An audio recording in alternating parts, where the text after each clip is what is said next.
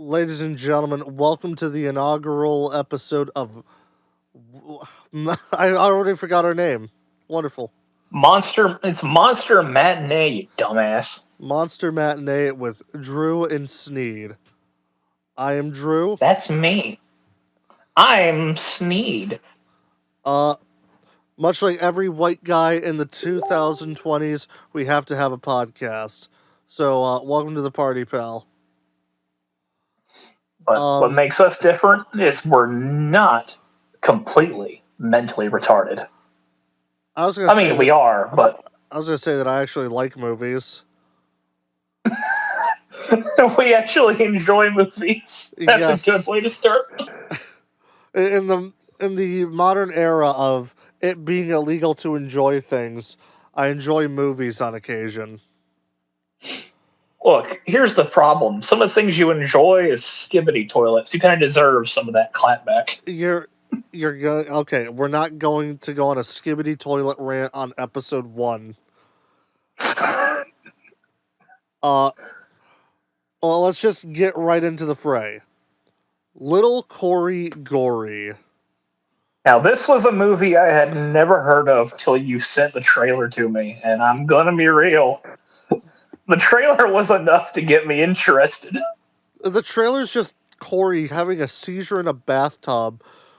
Well, you just hear out of context dialogue. And then it cuts to bits of Corey hacking people to pieces or getting stabbed by people. So, Little Corey Gorey is a 1993 film made by Bill Maroney. And it stars Todd Fortune, Pat Gallagher, and Brenda Pope. AKA 3 of the most white trash-looking motherfuckers you could think of. I love this fucking movie. It is... It's not a good movie by any stretch of the means, but it is a very entertaining movie. I think I made the joke at one point that, actually I think it's in my notes right here. Let's see. I know it's in here somewhere because it was really, really funny. Something about how you won't see white trash in a movie this bad until a Rob Zombie movie. Okay, so I want to explain a little bit more of the movie before, because I absolutely do agree with that. Little Corey Gorey is a horror film, but it's less a horror film, more a dark comedy. And I mean really dark. It's horror with a lowercase h. So the setup is something we've seen a million times, but they take it up to 11. The movie starts off with our protagonist Corey and his family are moving into a new house. And I think my favorite bit is that Corey has to sit in the back of the moving van with all of the fucking luggage. That's literally a joke JonTron made in the OG Game Grumps Pokemon Emerald. And it's you're not even human enough to be dignified with a seat. Well, have you seen his family? His family is what is going to make or break this movie for you. Because you have the fat, white trash stepmother who, I'm going to be honest, I loved her in this movie. She stole every scene. The woman that I have lovingly dubbed the Carl Weezer Hand Beast.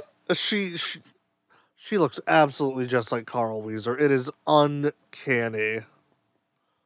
And then we have Corey's older stepbrother, who is a creepy sex weirdo drug addict. So,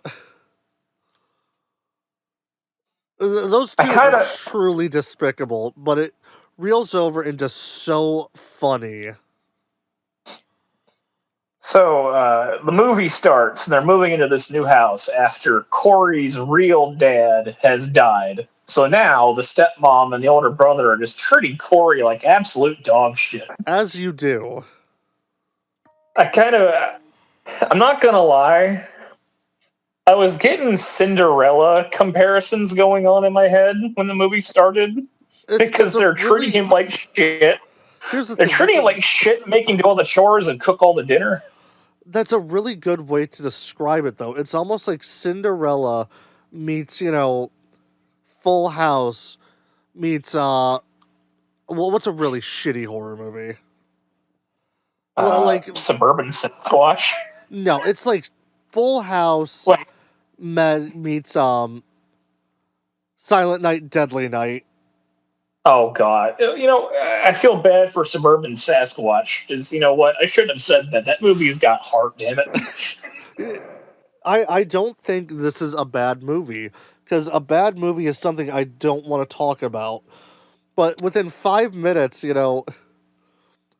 like Oh you yeah, said. What's the first words we hear in the movie? yeah. Like the movie literally starts with a brother going, "You heard her, donkey dick." Whenever the mom's telling him to start getting stuff out of the back of the moving truck. And I think my favorite part is the power move that their mom pulls. Is they unload the moving truck and they leave the couch on the fucking porch out in the middle of the neighborhood and just starts verbally assaulting her kid while day drinking. I don't remember if it's this scene or one of the other ones down the line where everyone in the neighborhood starts poking their heads out after hearing Corey get like beaten within an inch of his life. And nobody calls. No one does anything. Not until the very end of the movie, but we'll get to that later. Well, when you watch a movie, you should be able to get the vibe and tone of what you're getting into very early on. And And this was just when all you over the drop place. when you drop the hard R just so casually within 5 minutes of your movie starting. For those listening, when he says hard R with there, that is one of the three utterances of the N word in this movie alone. And And that's not the only racial slur in this movie either. he put his heart into it. That's the weird thing. So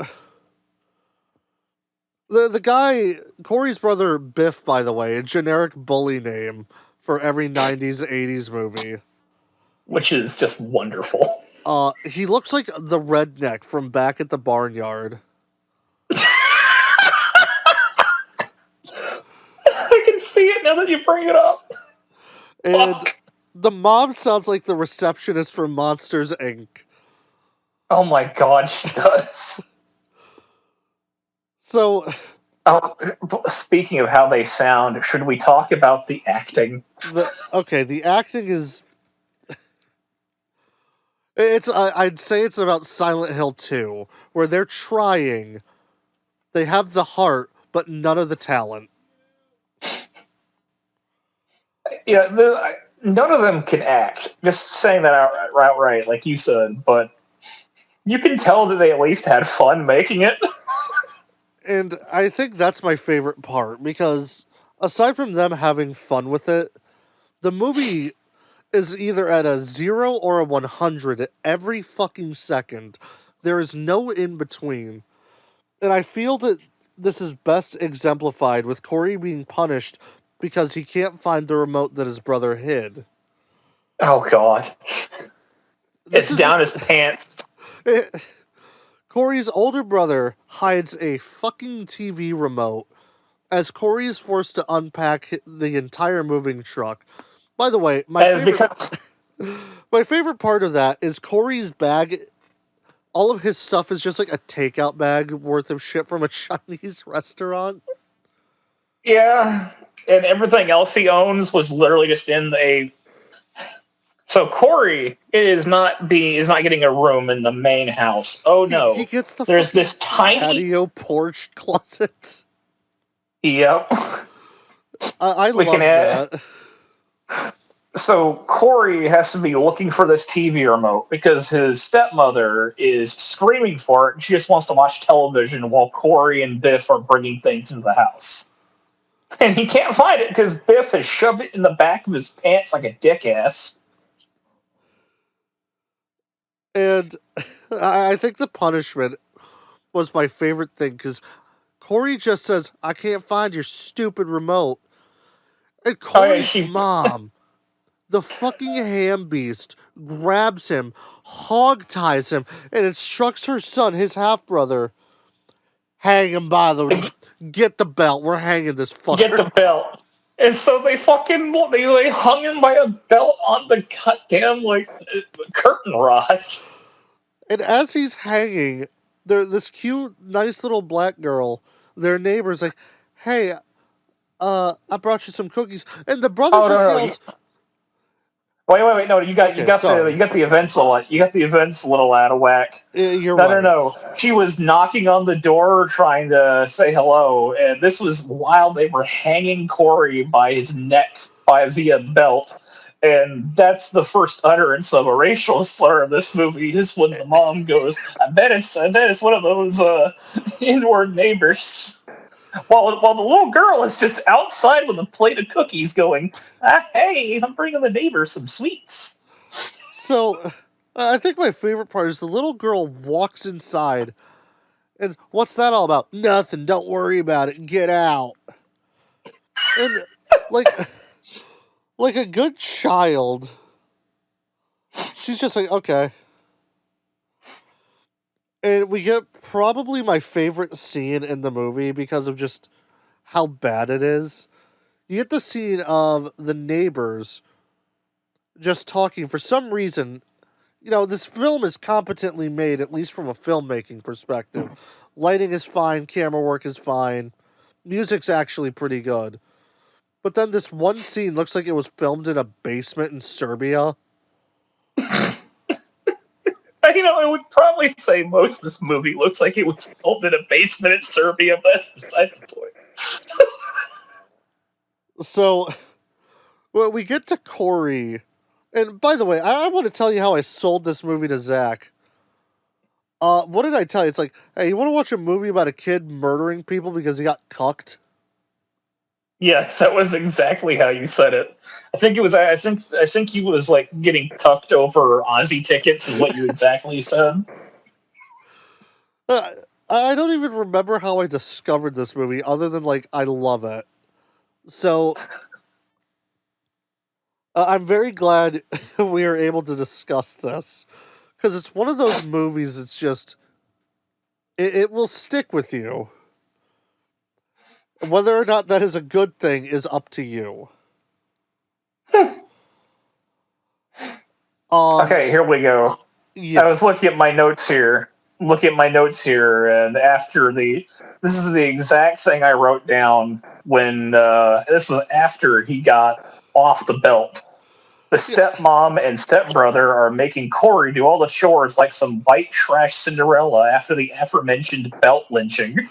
Yeah. Oh, we forgot to mention, uh, as they're lynching him with the belt hanging him, looking like a hate crime. They're just pelting him with beer cans. Oh god, yeah. And It's the only reason the mom let him down is because more chores need to be done. All the boxes have to be brought in from the back of the moving truck, and she's like, "I don't care if it takes you all night. You're gonna bring them all in, unpack, and make me dinner." and he makes her dinner too.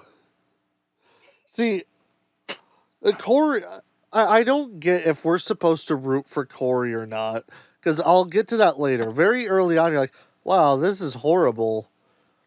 He's a whipped bitch in the beginning. He is, but then later on, he just does all this creepy shit. And I'm talking before the murders. But Oh yes, we'll we'll get get to there. that.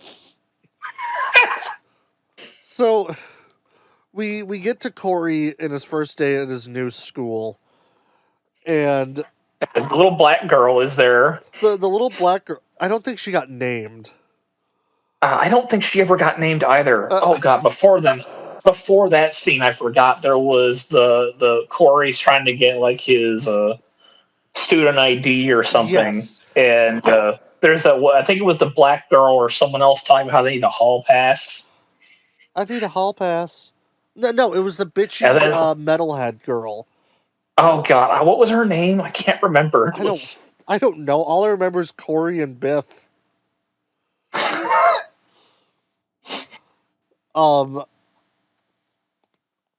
so The Well, little yeah, metalhead girl standing there. the crack, the love interest crack whore. Dude, Corey has horrible. Okay, there's Corey, Betty, Jackie. Okay, ja The black girl's name and is Yolanda. and Jackie looks like every single love interest from like an 80s or 90s like teen romance movie, which makes it all which makes it even funnier whenever she turns out to be like a horrible piece of shit. It's subversive. It's No, J.J. Abrams. it's an early Ryan Johnson film.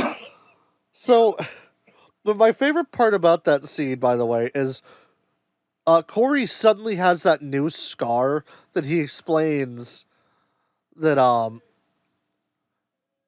was Oh in a car god. accident, but it wasn't there He starts during the lynching.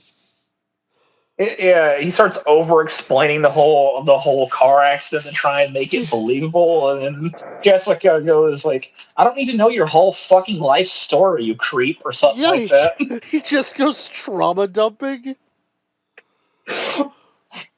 Like, she's a horrible piece of shit. I don't get. It's the embodiment of why do guys don't like bitchy bimbos? So I can't give. I can't take credit for this. This is. I had our friend of the channel, Dr. Funkus, the other Zach, watch this, and he gave us the take that this guy is just Titus's laugh given mortal form.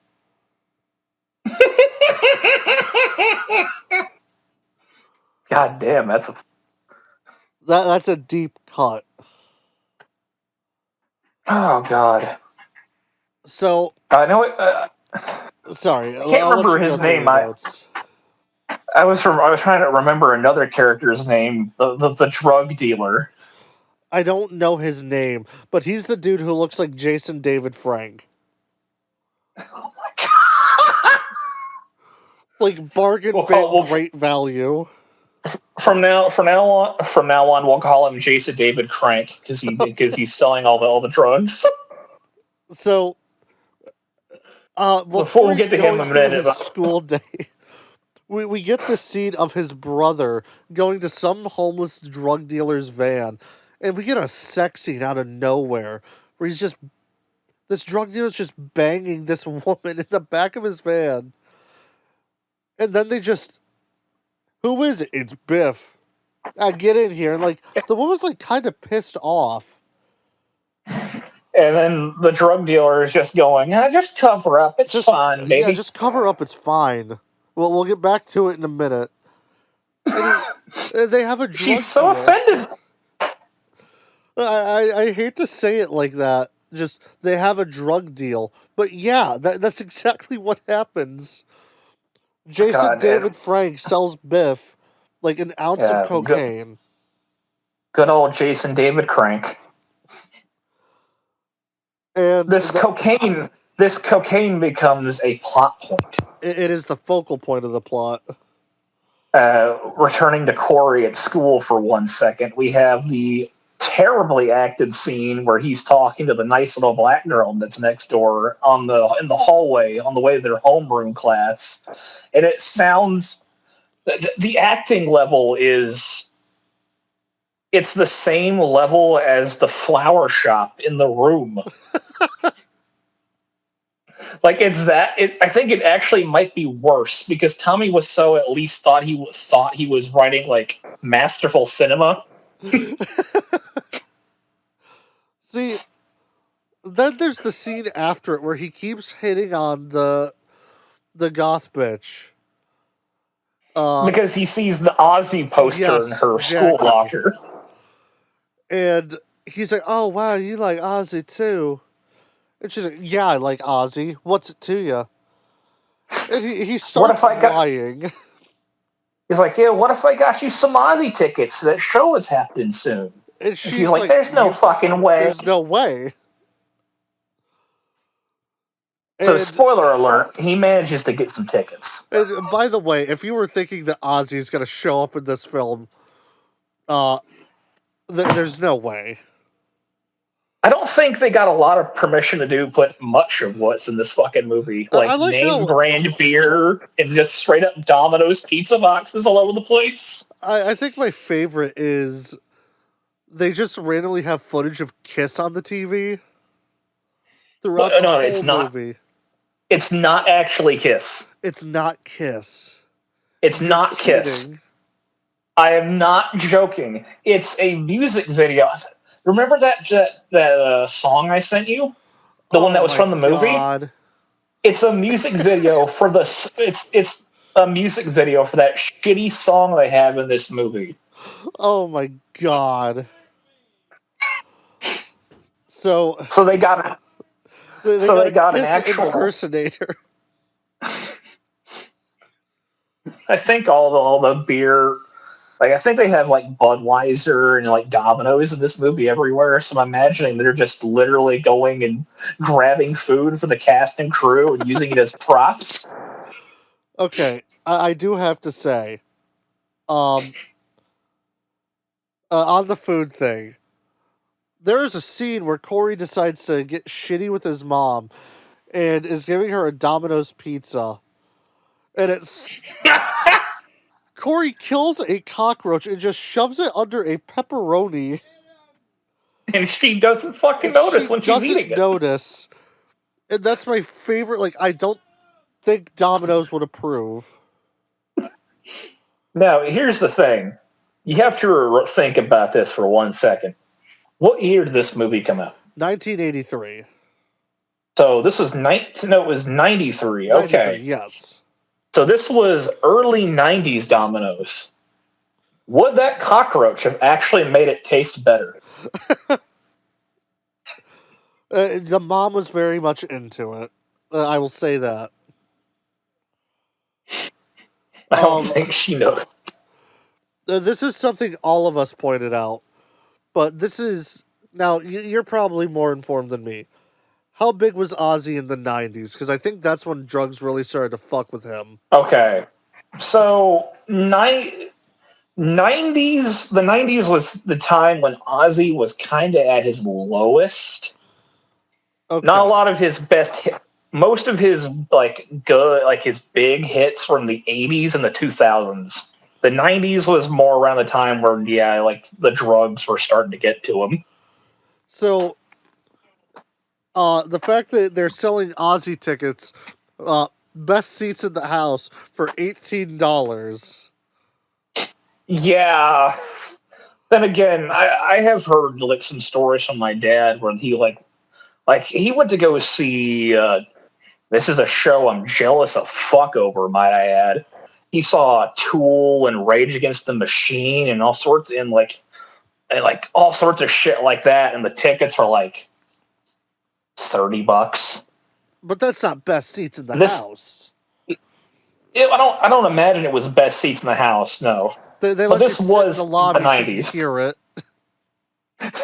This was the 90s, so $30 tickets before Ticketmaster ruined everything for everyone.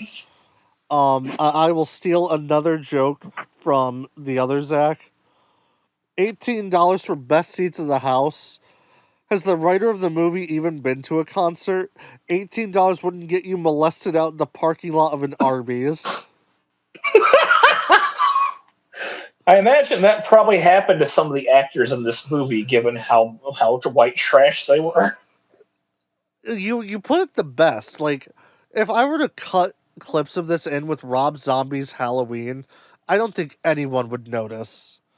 And I love Rob Zombie. Ah, God. So, the next very big plot point, and this is what I mean. The movie is either at a 0 or 100. There is no in between. We talking about Corey stalking women? Corey starts stalking this woman. Exactly. Corey. I think I have it down in my notes. Corey stops stalking women at least 2 or 3 times. Corey begins to stalk Jackie, and not only does he find.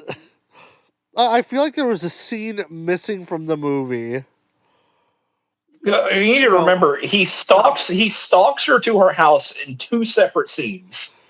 In this one of the scenes, he leaves the tickets, then goes back. That's the second one. Takes her that's the fucking second one. underwear And starts sniffing it. It starts sniffing it. It takes it with her. Yeah, God. I was about to say, I think that's the pair of underwear he has on his head later on in the movie, but no, that's the other underwear that we'll get to there. We'll get to it. So there's an out of context, like even for this movie scene, where there's just this kid playing catch, wall ball, like every fucking lonely kid in the movie. And which kid was that? Was that the black kid, or was that a completely random kid that's unrelated? It was just a completely random kid. He is playing catch against the wall. Oh, right. And Biff catches the ball. It wasn't Biff. It was just some random guy, I think. No. It was Biff. Biff was like driving or something, and the ball goes, and Biff catches it by complete accident, and then he throws it back to the kid. And the kid's like, "Hey, you gonna play with me?" Then Biff throws the ball, and when he catches it again, and it causes someone to crash. No, they run over the kid. Oh yeah, you're right. The kid goes to get the ball on the street, and then they run the kid over. Biff gets the first kill, and it's off screen. No. Corey got the cockroach. I'm counting that as a kill. Between drinking the Coors Light and the Dominoes, things were adding up really fast there. Like, at this point, we know nothing about Corey other than he's an Aussie fan with a rough life. And likes to stalk women. And from Zach's notes, I don't think they've given us anyone's name aside from Corey's and the random serial killer. Oh, right. Fucking, I swear I have what his name is in here somewhere. It was something Bruno, because that's a developing like side plot kind of in the background this whole movie, where apparently some deranged serial killer who cut his hair to look like Mickey Mouse ears is just appearing out of nowhere, and there's a newscaster talking about how he's killed like 9 more people. It is insane, because every time Mom watches the TV, there's just more news. Yeah, this dude's a fucking killer. I think at one point... God, I think at one point... I'm trying to remember. I think at one point that he killed like a bunch of... Yes, here it was. Bruno killed a bunch of like tourists from Sri Lanka. What? Just the most weird fucking off the cuff, like, yeah, he murdered Sri Lankan tourists. God. So we're about 30 minutes into this movie, by the way, and we have had a kill, 2 kills. I'll give it to you. This was around the time I realized most of the dialogue in this movie was heavily ADR'd. Oh my God, ADR's horrible. Which there was 4 or 5 different ADR like technicians in the credits. So were they all just fighting? I have no idea, but it explains why the dialogue sounds so awkward if it's all ADR. Because it sounds like it's done through ADR most of the way through. I do want to say something, too. This movie doesn't have a Wikipedia, but it has an IMDb. And I think my favorite thing is that none of the other actors have a picture other than Matthew Michael Ross. Let's see, we got Mark Wasserman, Matt Ross. Who played Larry. I don't know who the fuck Larry was. I don't remember what he played, who he was either. So I'm trying to think. Oh God, something I just remembered. when I tried Googling this movie, the Google fucking basic description is so wrong. Yeah. Because When the elder abusive brother of introverted seventh grader Corey steals the girl of his younger sibling's dreams, the betrayal ignites an insatiable bloodlust. First off, Corey is a freshman in high school. Second off, he doesn't have a bloodlust at all at this point in this movie. He's bumbling around and barely doing anything. it's like watching the wet bandits from Home Alone try to murder people. You know what? I kind of want that now. That'd be a really, really funny spinoff. Look, Bob, we gotta kill we gotta kill the elderly. We'll you know what? We'll get Macaulay Culkin involved, and he can be adult, the kid from those movies. And now the wet bandits are old and trying to get their revenge. Oh my god. Well, we'll call it Going Home Alone because not everyone's making it out. Another little IMDb thing is IMDb has plot keywords. Oh, and boy. I want you to see if you can guess a few of the keywords they have. All right. You won't guess number 2. Plot keywords. Let me think here.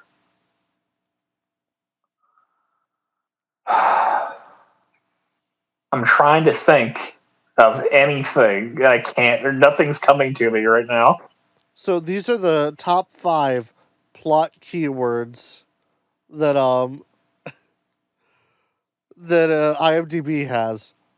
Number 1, reference to Ozzy Osbourne. Okay, that makes sense. I guess that makes sense. Meat grinder. You know what? I can see that one. Shot by police. Racism.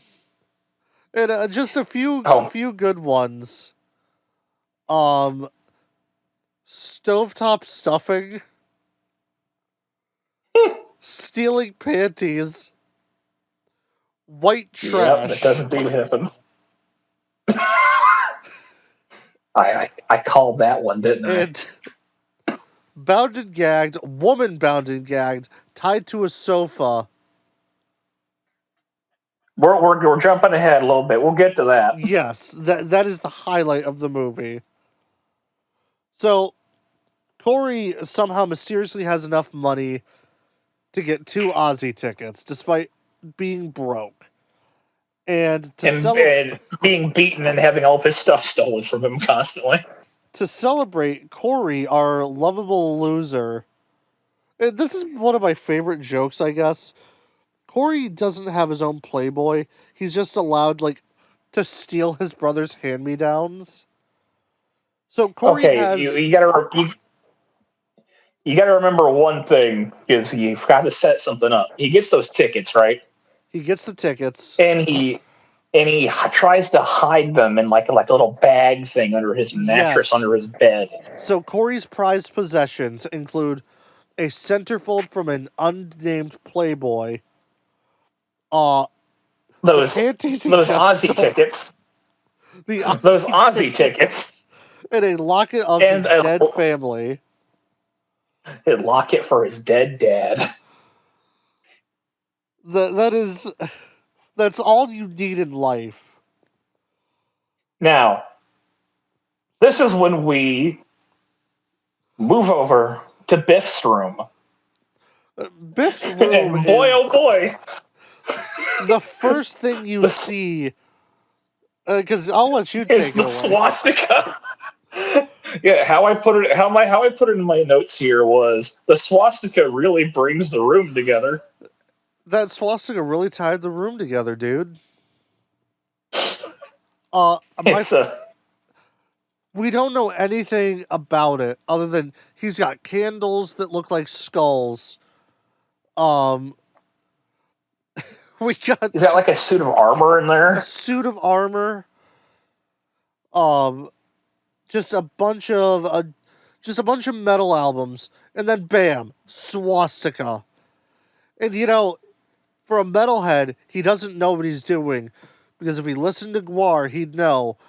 Draw the swastika turning to the right, not to the left, always to the right. And I don't think I'm missing anything. The next important scene is Biff getting ready to jack off. But he can't because he's looked at all of his porno mags. He is very particular. He wants the centerfold. He needs Miss March. And he just somehow knows, oh yeah, Corey's been stealing my porn again. So he just goes outside and goes out look to for the that centerfold patio that Corey lives in, steals his porn, sniffs the panties, and that's when he finds the Aussie tickets. It's like, hey, his exact words were "finders keepers." What a dick! But he gets worse. So Corey, he makes Thanksgiving dinner because I guess that's what it is. Oh God, we forgot something here. What did we forget? We forgot something. So before that scene, excuse me, I had to burp. God damn. Before that scene, we have the scene of Corey trying to beg his mother to go out on Friday night. Yeah. And she's like, no, you lied to me. You're fucking stupid and no one likes you. I had to rewind a couple of times to see if I actually heard what she was saying right a couple of times. There's this one sentence that sounded like jumbled mess. But I finally figured out it was her going, your school is run by shit-faced communist liberals? Yes. Your school is run by shit-faced communist liberals. So we do... And that was... We can check political commentary off of our movie bingo. And that was her in response to him going, oh, I'm just going to go out to a school dance. It'll be chaperoned. And she's like, no, you're not going to this dance and getting some hoe pregnant or something. I think that's her exact line. Oh, hell no, not my son. And then she proceeds to beat him after this. Yeah. I think that's the first thing. Every scene, it's contractually obligated. Corey needs to get his ass beat. So, oh God, we can jump ahead to Biff jacking it. Or no, we already discussed the jack off scene.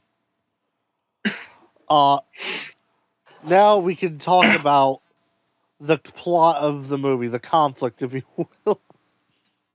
So we have Corey, who's been denied his Aussie concert, is going to slip like a sleeping drug in his stepmom's stuffing. She loves stuffing. Yeah. It was specifically stuffing.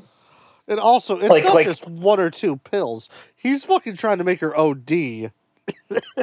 I don't think any number of pills is going to make the hand beast OD. So, she pigs out on the stuffing. And he goes to get a shower when she's passed out, and he's looking for his tickets, and he goes, he can't find them, and he immediately knows it's Biff that stole them. He's like, I'm going to kill you, Biff. So Corey has a little chimp out, freaks out. Runs up to Biff's room and passes out on Biff's bed. Snuggled up next to the swastika. And then we get this really weird scene of Biff being nice. Like, weirdly too nice. You grew up with siblings, right? Yes. How would you feel if you come home and your siblings asleep in your bed? I would probably have a moment of me yelling at them. Meanwhile, Biff's like, hey, wake up, buddy. You in my bed. Though I will say, Biff was trying to use this as a moment to gloat. Okay. I will give you that. And listener, I don't know if you would be prepared to not only get figuratively cucked, but literally cucked as well by your brother. Who not only stole your Aussie tickets, but then screwed the girl you've been crushing on for the last week and did No, not drugs just with the. her. And then came home after talking about how you fucked his girl, stole his Aussie tickets, and did drugs together, and you have another new pair of panties. And you call her a gas station slut. So by this point, Corey has had it. Corey is. Corey is chimping out, and he tackles his brother down the stairs. Which I And know they're is a having a plot. fight. I know it's a plot hole. When Corey Oh, goes to really? take the shower is upstairs. But then when they're fighting, they end up in the tackling each other down the stairs. The shower is now down in the ground floor. No, they go back upstairs. Oh my god, it's literally itchy and scratchy. Now they go back upstairs after like what happens is Corey tackles Biff and they fall down the stairs. And just to finish explaining a little bit, the ham beast cannot awake because she has been dosed up with sleeping pills. So she hears none of this, as she is still passed out on the couch while snoring louder than a goddamn jet engine. That is when Corey runs up the stairs and Biff is going after him to the bathroom, and Corey has now barricaded himself in the bathroom. This is not enough, however, as Biff crashes through the goddamn door and through the shower glass. And I think this is the funniest intentional part of the movie is that Biff gets tossed through the shower. And he's like, not a scratch on me. And then as Corey goes to help him up, a shard of glass guillotines his arm. He's like, I'm sorry, And Biff, I'm this sorry. And Biff being a fucking asshole. As he is bleeding out, he does the anime protagonist of gloating. He's like, Mom's gonna kill you. Mother, avenge me. I think he actually literally says, "Mother, avenge me." And it's so funny that I cannot just, yeah, avenge me, mother. So Biff has died in the shower.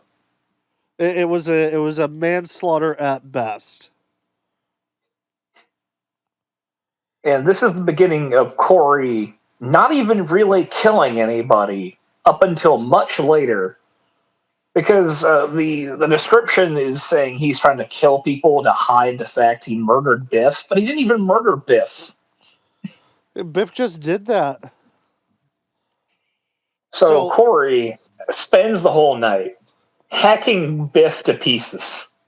But he can't do anything like dissolving the body, as he doesn't have acid. He doesn't want to bury him in the backyard like a normal killer would. To be fair, So he I don't think the neighbors would give a fuck if they saw Corey burying a dead body, seeing as how, the neighbor just saw him getting lynched. Nobody cares. So what does Corey do? What does he do to hide the body? Well, obviously, he just hacks him up and just shoves the parts in the freezer. And that's where Biff stays for the rest of this fucking movie. His body is just stuffed in the freezer. I will say I like the I like the scene of Biff's head in the freezer because the lighting, the angle, all of it, it's pretty well done. But it also just reminds me of the one intelligent zombie from the original one of the Dawn of the Dead movies. Just with the That was the headphones. second one. That was the second one, I believe. They're teaching the zombie how to Not talk be a zombie. and yeah. They teach someone. That's actually something. Why do they teach the zombie how to shoot a gun? What else are you gonna do? It's fucking America. You know what? I'll give you that. Yeah. So we get a scene of Corey ties his mom up, bondage style, some really kinky shit to the couch. Oh And he God, I wakes her forgot to up. mention something. Oh, what did we The forget? blood from Biff's. Something I forgot to mention is that the blood in this movie is terrible. Oh my god, it's really bad, but it's almost It, endearing. it's like corn syrup. It looks like corn syrup mixed with like hot sauce. So Corey just went 12 rounds at the hot sauce bar at the Chipotle. And he And wakes his then mom up. during this point is also around the time I realized that whoever was composing the music for this movie was just slamming their entire arm on a Casio and hoping for the best. Now, I will say this. The one song, as Corey's like depressed and moping as he's unloading the van, was really good. It was too good. It had to have been stolen. Like You know what? I can believe it. it sounded like something out of Legend of Zelda Twilight Princess. Oh yeah, you know what? We were you brought that up to me, and my first thought was this sounds like a beta version of Midna's Lament. It's so fucking weird. So Koji Kondo is a huge fan of Little Corey Gorey, and stole music from this masterpiece. We got you, Nintendo. We know you thieving bastards.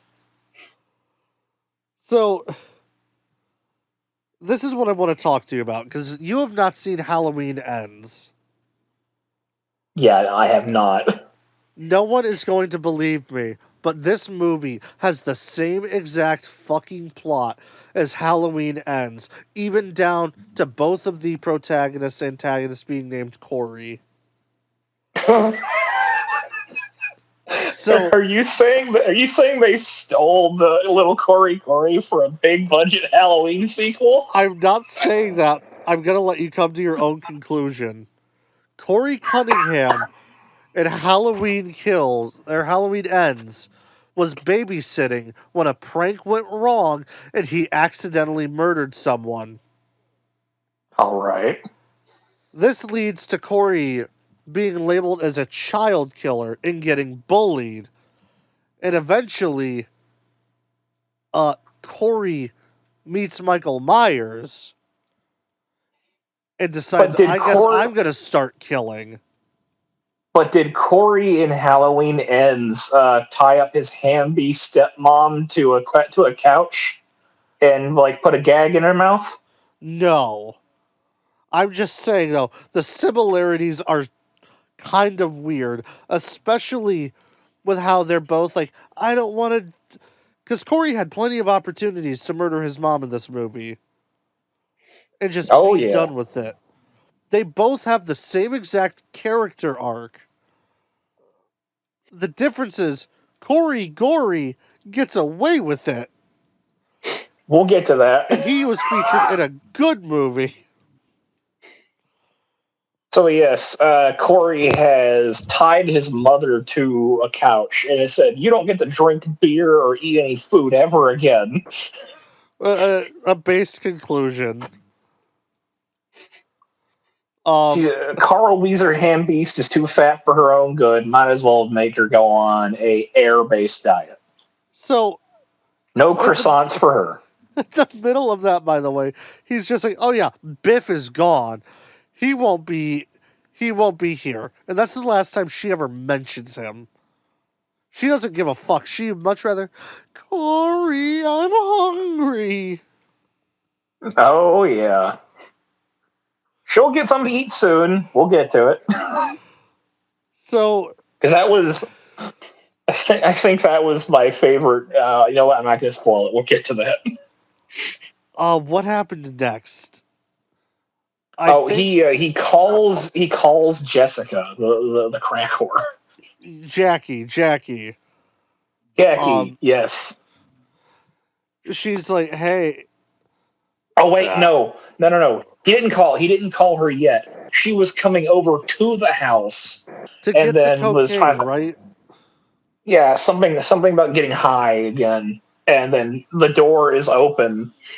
The door's unlocked, and she just enters the house and sees Corey's mom just screaming on a couch, going, "I see you're a little wrapped up over there," and just walks away and goes up the stairs. That's so interesting, too. Because that's the second occasion of the people in this movie just acting like everything's fine. With everything going on in this place. So, And Corey. this is also whenever she goes up and sees Corey is like dancing to heavy metal in Biff's room and is wearing a pair Wearing of her her underwear panties on his like a head. fucking Bane mask. You merely adopted the panties. I was born into them. And I think the weirdest part about that is she just doesn't comment on it. It's just normal, I guess. The next scene is them smoking the pot, right? Yeah, they're smoking the pot, looking for Biff's A coke pound of because cocaine. Biff said he had a pound of coke. And in that it okay. And Biff this is is around the time when whenever he has to explain to her to the girl, yeah, I killed him by accident. yeah, he And he's straight like, up says how about we? he tells She says her something like, "Let's find." I murdered my You go brother. ahead. He's in the freezer. It was an accident. And she's like, okay, whatever. Where's the cocaine, idiot? And this is the focal point of the movie for like the next 30 minutes is them looking for Biff's cocaine. I do want to point out Because the scene where they just start smoking pot has some of the most awkward small talk ever. And then she makes like a joke. It's like, you don't know Jack. Jack what? Jack Diddley. And he falls out of the bed laughing. see, And that it's was one of those scenes that just it brought me back to Corey's side. It's very obvious that this kid is fucked up. so at this point, Corey's still redeemable after murdering and tying up people. And okay, well we'll get to the burger when we get there. Yeah. Let's see. Oh God, we have to rewind because Okay. there was some awkward like kind of chuckles throughout this whole movie. But there was this one exchange whenever he was explaining what happened to Biff. And it goes exactly like this. It was the first bit of dialogue in the movie that gave me a genuine laugh. Whenever he was like, she asks, "Where is he now?" "In the freezer." "Oh God, right next to the steaks?" "Well, I want him to go bad." Yeah, that was a very good joke because of just how sincere Corey's delivery was. Oh God. So So they can't find this pound of coke anywhere. So eventually, she I fucks can't even remember off. her name again. Jackie. She leaves, and yeah, Jackie leaves and goes home, and then that's when we find out that her mom is dating a creepy rapist. There's no sugarcoating it. He like fondles her cheek. He's like, "Listen." I want you. I want you to love me. And, I think the weirdest part is I don't know if he's intentionally weird or if the actor just had bad direction. Because It could be either. she never says he's creepy. She just says she doesn't like him.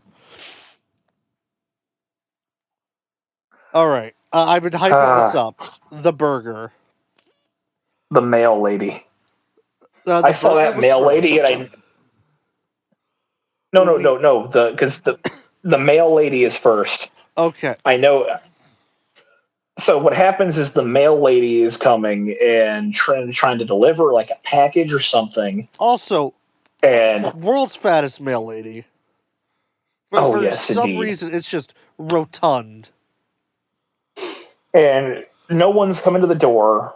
Corey is under the house at this point looking for the coke, and the mail lady goes around like the back of the house or something, and she gets in and sees the mom like tied to the couch. She's like, did you do this?" When Corey finally comes to the house and starts chasing Corey, trying to get him to let the mom go.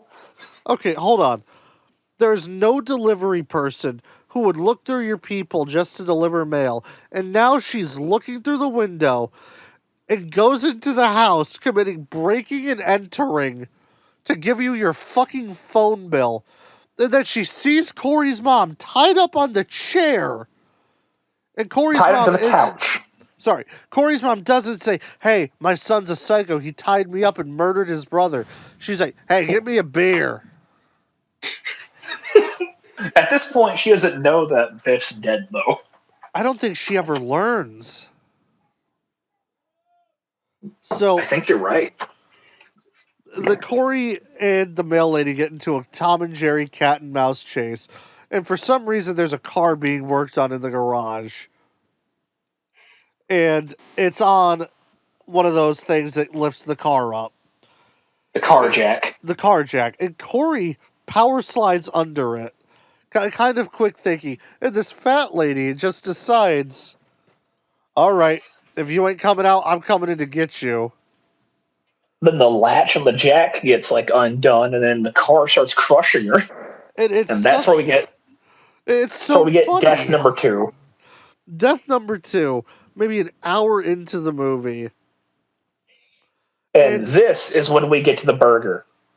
Why is the mail lady chasing someone she believes is a killer? He has already clearly tied someone up. And most importantly, why is she not delivering the mail? So Corey has procured the corpse of this mail lady from the car and is cutting her up to try and hide her in the same freezer with Biff. But instead of hiding all of her, while his ham beast mother is screaming for wanting more beer, he's putting the arm of the mail lady through like a meat grinder and makes a burger patty out of like mail lady meat. And I have it down in my. That burger looks pretty good. It looks like it could compete with the burger from the menu. I have it down in my notes here. Soylent Green is mail lady. So I want to read one of Zach's notes because this one really got a laugh out of me. Corey is going to rape someone. I am almost an hour in, but either he is going to rape someone in the next 30 minutes, or he will go on to rape someone after the movie's conclusion. There's no alternative.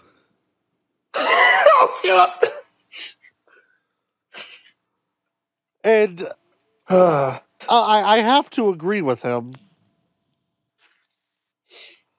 You know what? He probably does. Okay, so we got a dead mail lady. We got a dead brother in the freezer. Mom's tied up eating a burger. The mail lady, the most of the mail lady is in the freezer with Biff. He just, ground one of her arms up for the mail lady burger. Which we forgot to say that he fed the burger made of mail lady meat to his mother. Okay, so Jackie's stepdad is being a weird creep, and Jackie just decides, I'm gonna move in with the dude who has admitted to murdering his brother and has his mom tied up. Well, I mean, she wants that Coke. And the Coke is the one carrying this movie because Tommy fucking not Tommy Oliver, fucking Power Ranger. Yeah. Jason David Crank. Jason David Crank somehow knows where these guys live, despite them moving in 2 days prior. Shows up. Biff owes me money. That means you owe me money, Lebowski. And he starts to like almost throttle Corey in his own house. And Oh Corey God, screams. And then all of the neighbors are like, nope, I'm not getting involved. Them white this is people just normal to them at scary. this point. There's always screaming from that house. It's just normal at this point. It's not even been a week. And at this point, the mail lady's been dead for a few days. No one's investigating the dead, missing government worker. So that's great. Okay, so there was one person concerned about that. One, Really. the black girl's parents, because they're like, we saw the mail lady go up towards the Gories, but she never came to us. Oh, hell no. Well, we're reaching the climax of the movie. We're in the final act now. And Corey now has to secure like $100 for this cocaine. It Otherwise, was like fuck. Oh, we've also now established at this point that it was not a pound of cocaine, it was because 10 ounces. the reason that they were looking for the cocaine, which we forgot about this, is because they were going to try and sell a pound of coke for like what, $1 million and run away together. Though I have a feeling that Jessica would have just ran off with it. So Corey begins panicking because he can't do anything. And by the way, out of nowhere, that escaped serial killer shows up, gets ran over, and Oh, is that's out not of the movie. that one's a little bit later. That's during the party that's about to come up, because they decided to try and throw a party and like make people pay to get beer at the party because they go grab a keg.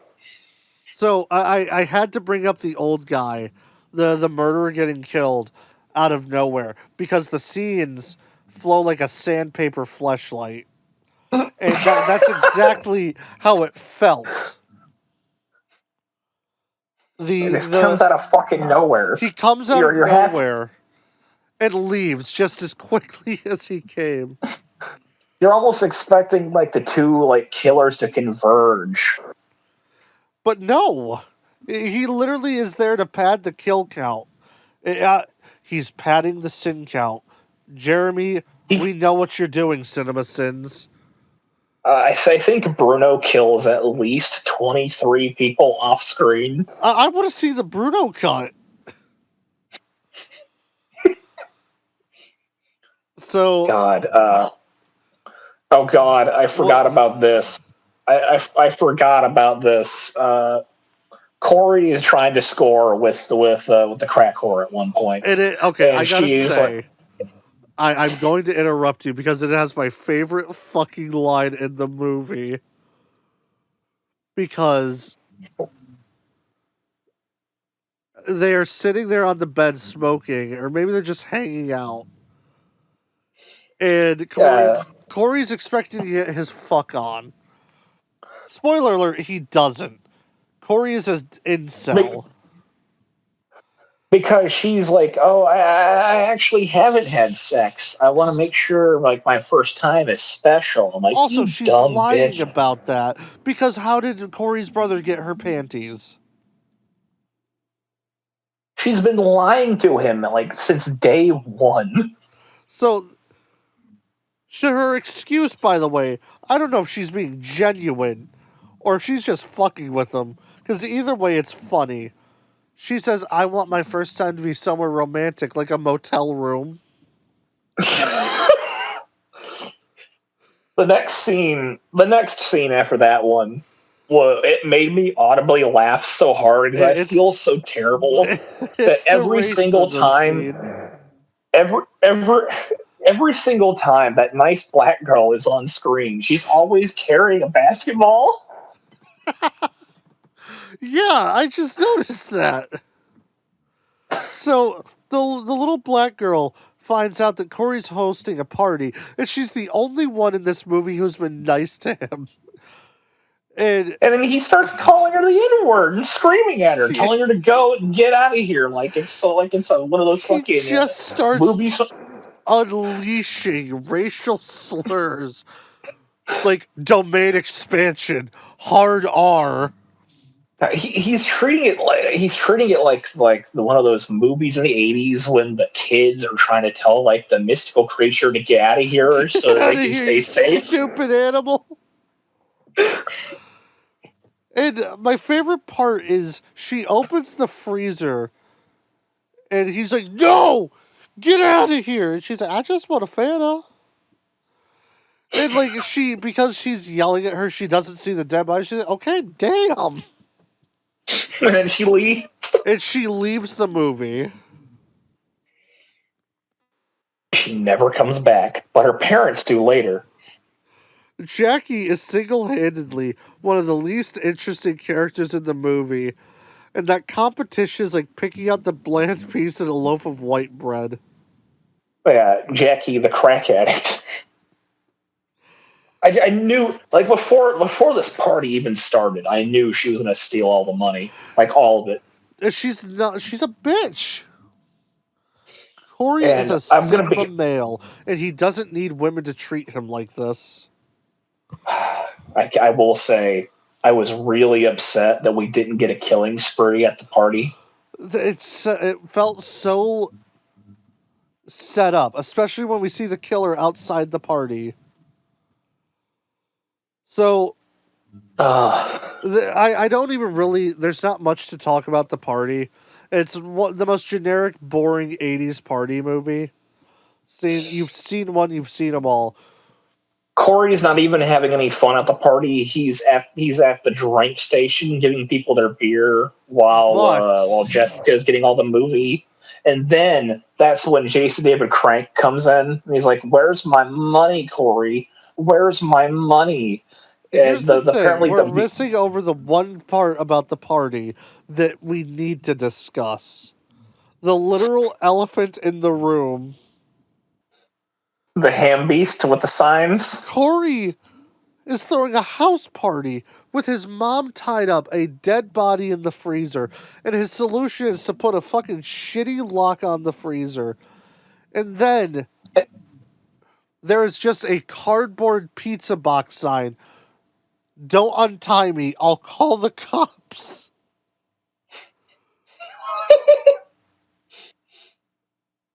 That is how, and no one comments on it. In fact, these two kind of like okay women, they just do her makeup and make her look like, Motley Crue fused with Dr. Roxo.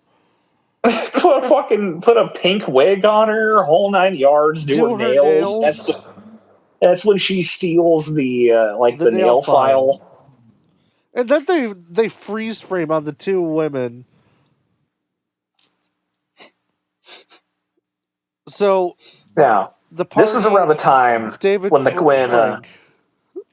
Jason David Crank comes in, and this is also around the time when apparently the music was so loud that the black girl's parents called the police. They're and when the cops come up, heroes.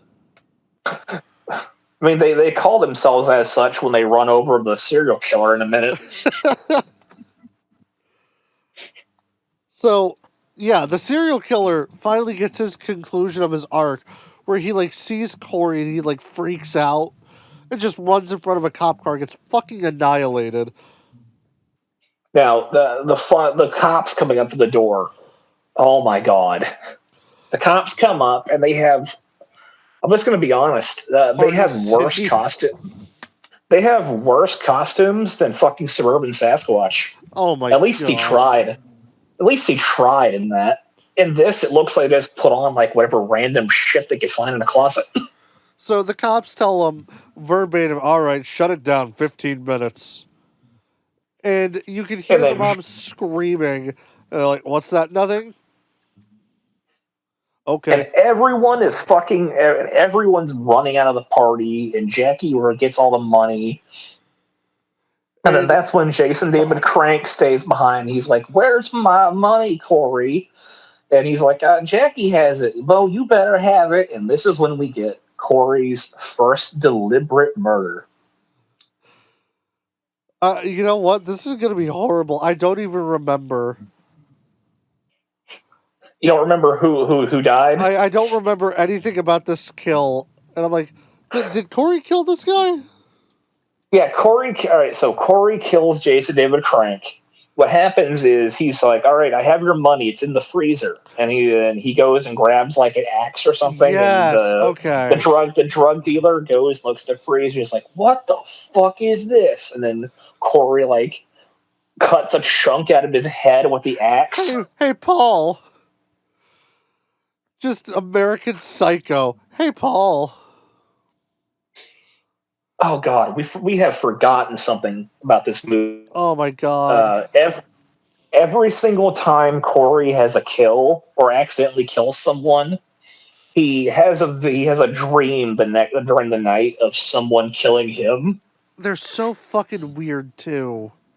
And they're out The of first nowhere. one, the first one was when he accidentally kills Biff, and instead of like the corpse of Biff killing him, It's he his falls mom. asleep, and his mom breaks out and he has like a ham beast like rabies rampage with a knife.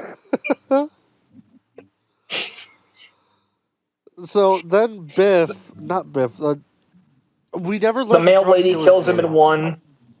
The drug dealer kills him in one of the dreams, and all over the night, because all like the whole fucking night, uh,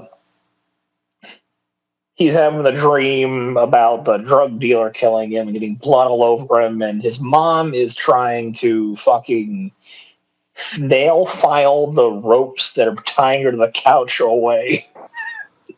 So Corey decides, and one of the smartest moves he does, take a shower. And Corey in the Oh wait, shower, what you got? you forgot one. Oh my god. You forgot before he took a shower after he called Jackie to come Oh my back. god, how did I forget Jackie? Okay, so So Corey, he called Jackie and he's like, "Oh, it turns out he really did have a pound of coke. It was in the coffee can. We just missed it." and I think that's my favorite thing because she has got a confession from the deal like he didn't have a pound, and she still comes over, and Corey he's like, you can see the power saw, the cable in the cabinet, and he's like, yeah, you just gotta go in there and get it. And she's like, okay, and by the way, we're done. You're a fucking loser. I'm gonna go fuck Chad. And Corey realizes that Elliot Rodger was right. Well, no, you gotta remember because he starts screaming about how much he loves her, even while he's like trying to saw like parts off of her arm. I'll say this. This is like the realistic conclusion of like those shitty romantic comedies where if you look at it from a realistic perspective, the dude's a fucking psychopath. Like, Oh, hey, absolutely. look who accidentally knows your entire schedule. Fancy seeing you here. Corey takes a circular saw and dismembers this bitch in the living room as the mom watches. She's bleeding to death and barely awake, and he's screaming about how much he loves I her, and when love he's like choking, "I love you," and he's got his hands on her neck, choking her to death. it was up there with Omni Man yelling at Invincible, why did you make me do this? And while he's doing this, the mom is starting to like saw away at the ropes a little faster. Like, oh fuck, I'm next. And that's when he goes to take a shower. So He the got body's got gone. Jessica's blood all over her, Corey's taking a shower. and And the mom the mom has escaped the her mom has bondage. breached containment. And this is the worst thing she does. She could have Corey just immediately call the cops. But the mom isn't a pussy. She runs out there, confronts Corey in the shower with a knife, and just Which yells at him. which we should have brought up that knife earlier because it was hanging up on Biff's wall. Was it? Fucking yeah, it was hanging up on Biff's wall. Chekhov's gun, man. It This was is there really the entire time. this is really a fucking anime. because he yells, "Avenge me, mother!" and she's using the dead son's blade to attempt an honor killing. So But she's going because out to try and go and kill Corey, who is in the shower, which is the same shower that he killed his brother with. oh Which my god, it's like poetry. It rhymes. and he has put like Saran wrap over where all the glass should have been.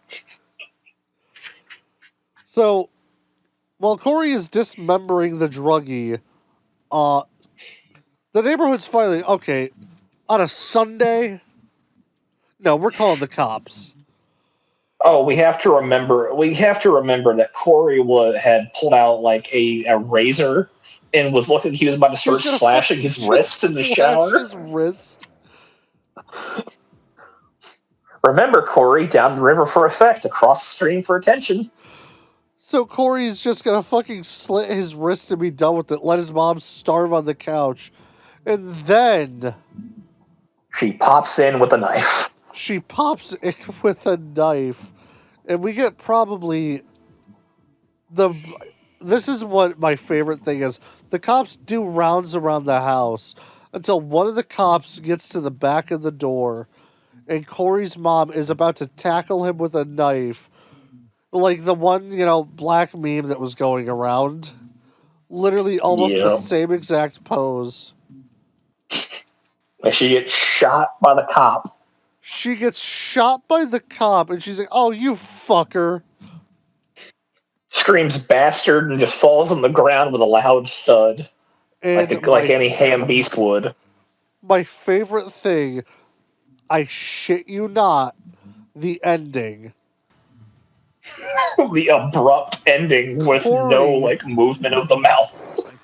Corey is hugging the police officer, and just says, "She was gonna She was kill gonna me." kill me, And just then he like everyone realizes else. he has an out. She was gonna kill me like she killed everyone else. Freeze frame on Corey. It's over. Smiling at the camera. Credits. It was okay. We'll wrap it up here because that is all we've said. All we can say about the movie. I don't expect anyone from the movie to see this, but I want them to know I fucking We were love this movie. we were thoroughly entertained, Well, the and movie. the credits is also where I found out what the name of that song that was playing on the TV this entire time was called. It's called "Wicked Witch" from a Wicked band called Witch. Wicked Witch from a band called Creature, and it's from an album called "To Boldly Sleaze." To boldly sleaze, okay. At this point, I have to do a to boldly flee video. I love the nostalgia critic. Oh So God, it's I'm gonna give my last thoughts. We're gonna start wrapping this up because we're going on for a little bit of an hour. I don't want to have the editor, whoever that may be, miserable. yeah. I put down my final verdict for the movie at the end of my notes: white trash out of 10. White trash out of 10. I want to make it known to anyone who is watching this. I love this movie. This movie is not good in the way of like something like, Godfather.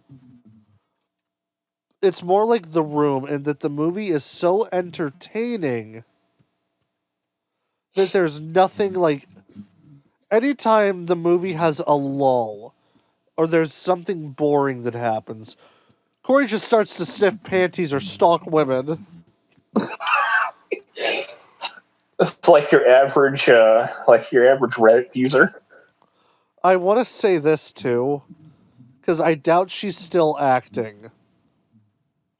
But Corey's mom is hands down the best character in the movie. The actress And she barely has any lines. she did such a great job. I'm sorry. The, the sheer amount of time that they just pan to her on the couch and she's flipping Corey off and giving him the bird. Yes. Okay, I get. I found one of my favorite pictures of Corey's mom. Oh, send it to me. I'll send it to the editor. And these are two of the ones that I thought were the funniest this whole fucking movie. All right. Oh god. So this movie, it's not good, but it was so thoroughly entertaining that I think I could actually watch it again if I was with friends. See, this movie had a lot of really weird things in it. Like the mom. I'll look at some of my notes to get to some parts that I may have jumped over. But I remember during the pot smoking scene, Corey hits us with the line, "I haven't laughed this hard since my dad died."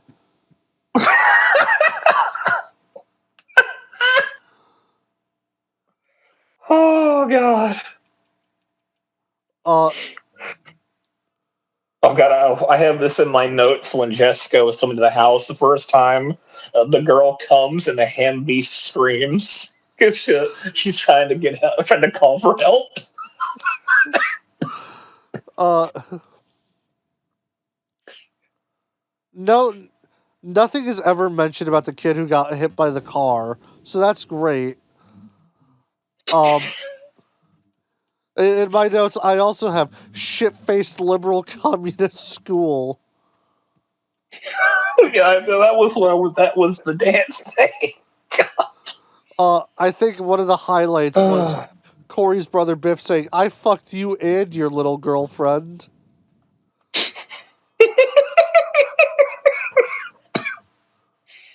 Oh god. What else? What else? Okay. Here's a scene. The mail lady comes in to give the mom food and then says, "Your fridge is empty." And the mom goes, "Huh?" Oh god, we forgot to mention that before we had a scene. It was the scene of Corey banging his head in the corner of his room like it was in the trailer. I thought that was just going to be something for the trailer, but no, they fucking did it, and it had all the out of context murder scenes too in it. I just like, wow, they really just take a whole chunk of the movie out and use it for the trailer. Especially something for the last 5 minutes of the movie. The pacing of this movie is either 0 or 100. I liked this movie. I have no ill will, no hate for anyone involved. This is the type of movie we don't get anymore. I was thoroughly entertained, and I could watch it again. Well, thank you for checking out the first episode of Of Monster Monster Matinee Matinee. with Sneed and Drew. So, I'd give this a or do solid we want 4. a solid what? I'd give this a solid 4 out of 5. I guess I'll give it the same. All right. You can stream But this so on do we? Tubi. It's free on YouTube. And what do you want? So, do we want to keep whatever we're doing next a secret, or do we have ideas, I'll keep it a secret. or do we just want to say it now? I'll keep it a secret because there's always the chance our plans could change. Gotcha. All right. Thanks for watching, everybody. Just to clarify one last thing, when he said free to watch on Tubi and YouTube, we're talking about Little Corey Gorey, not the. I mean, this will be available on YouTube, but Corey Gorey is on Tubi. All right. That's all, folks.